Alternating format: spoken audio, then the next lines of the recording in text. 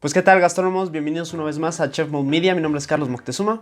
Hoy quisimos hacer un video relacionado con uno de los ingredientes más importantes de la cocina, ya que a nuestro parecer este ingrediente es base fundamental de muchísimas recetas, ya sea de la cocina tradicional o de la cocina moderna. En este video hablaremos del huevo. Platicaremos de sus principales cambios químicos, sus temperaturas de coagulación y sobre todo de qué ingredientes hacen que sus reacciones químicas se modifiquen. Así que bienvenidos y acompáñenme a descubrirlo.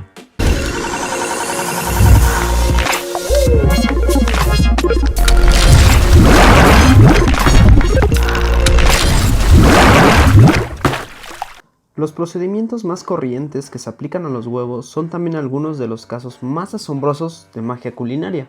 Se empieza con un líquido resbaladizo y fluido. Tan solo se aplica calor y ya está. El líquido se endurece rápidamente y tenemos un sólido que se puede cortar con un cuchillo. Ningún otro ingrediente se transforma tan fácil y rápidamente como el huevo. Esta es la clave de su gran versatilidad, tanto por sí solo como para crear estructura en mezclas complejas. Pero, ¿a qué debe el huevo sus poderes de construcción?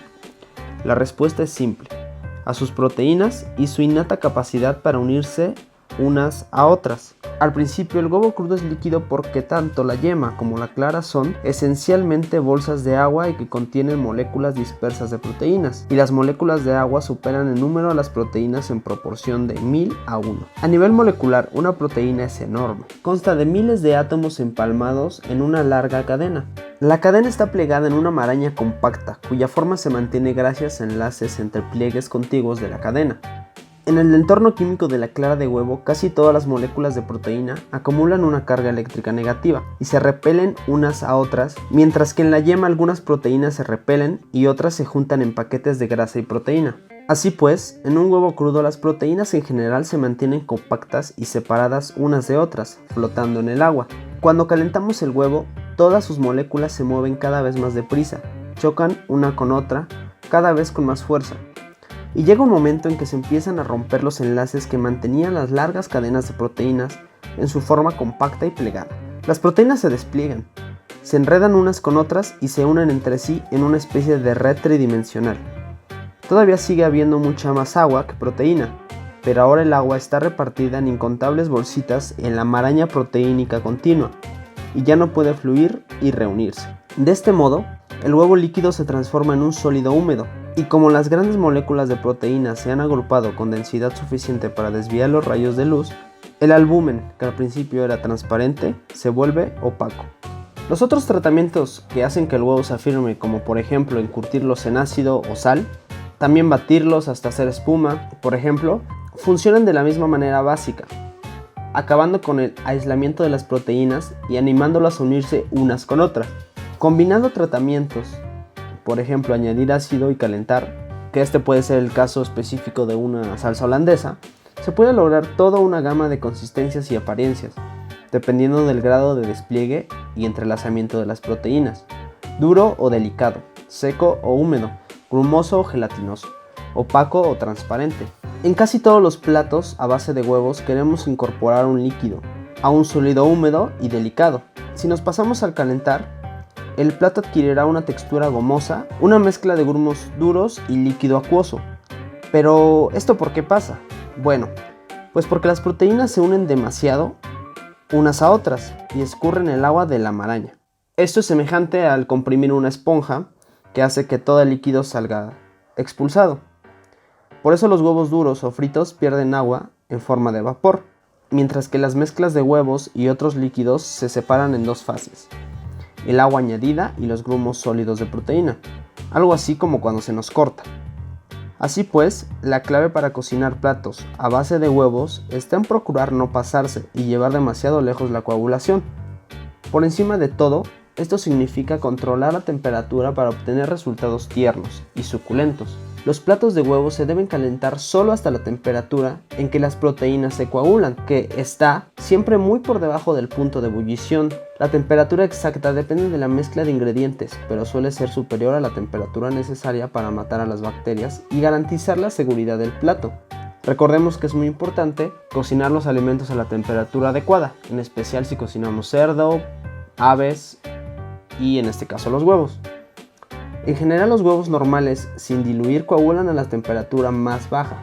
La clara de huevo empieza a espesarse a 63 grados centígrados y se convierte en un sólido tierno cuando llega a los 65. Esta solidificación se debe principalmente a la proteína más sensible al calor, la ovotransferrina, aunque solo constituye el 12% del total de la proteína. La principal proteína del albumen, la ovoalbúmina, no se coagula hasta los 80 grados centígrados, aproximadamente. Entonces la clara tierna se hace mucho más firme.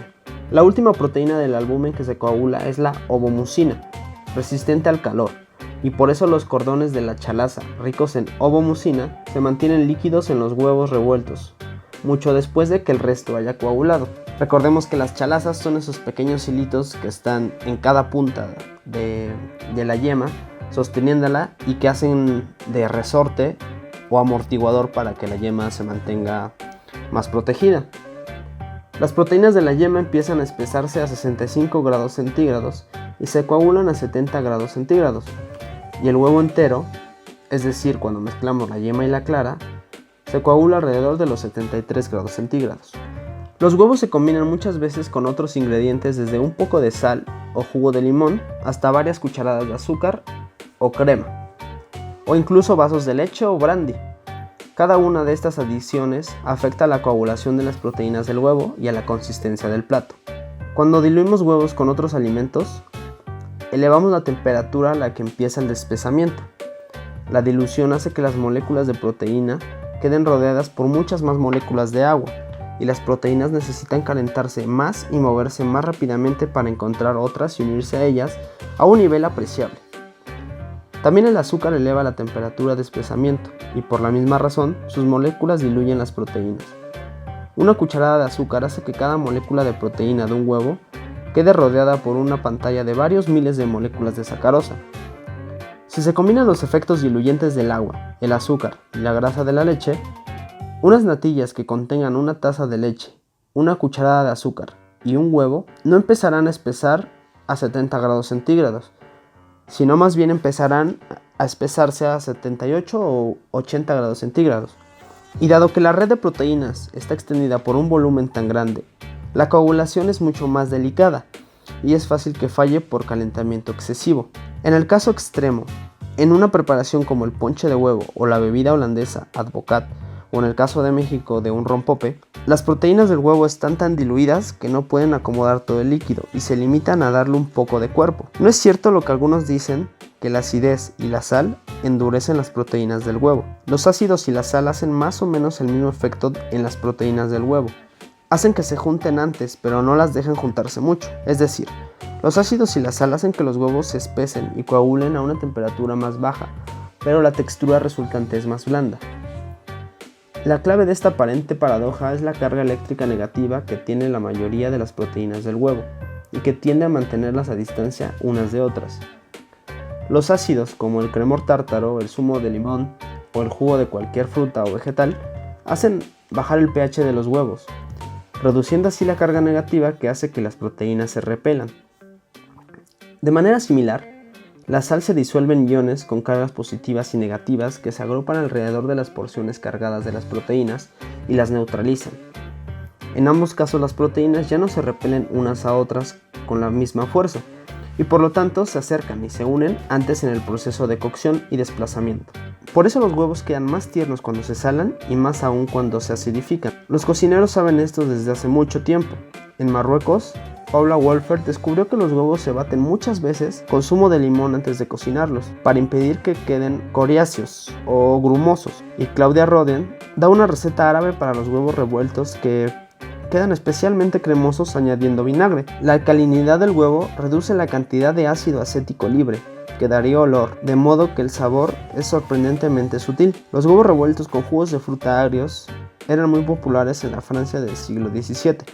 Y puede que fueran los precursores de la cuajada de limón. Y bueno, gastrónomos, hasta aquí el video de hoy. Espero les haya gustado y les haya interesado muchísimo. Como conclusión me gustaría resaltar que el huevo, la verdad, es uno de los ingredientes más importantes que tenemos en la cocina. Recuerden que es muy importante controlar las temperaturas en la cocción de este. Y además entender qué tipo de proteínas y qué tipo de funciones hace el huevo en todas las recetas que ocupamos. Así que bueno, muchas gracias por vernos. Recuerda suscribirte aquí abajito y activar las notificaciones para que siempre estés enterado de los nuevos videos. Recuerda seguirnos en nuestras redes sociales como chef.mode.mx, y si quieres adquirir alguno de nuestros productos, te dejamos el link acá abajito y aquí en las etiquetas. Así que muchas gracias por vernos y nos vemos hasta la próxima. Bye.